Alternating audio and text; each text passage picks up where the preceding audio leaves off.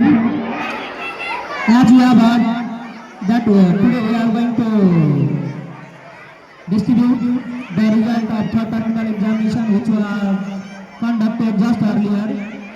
So we heartily congratulate each and every students those who have secured better position in this third terminal examination, and also request other students to secure better marks in coming session.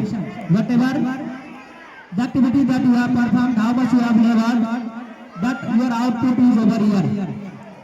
So it is the warm request to each and everyone to focus on the study, labor hard, and obtain better position in the coming session examination, next coming examination.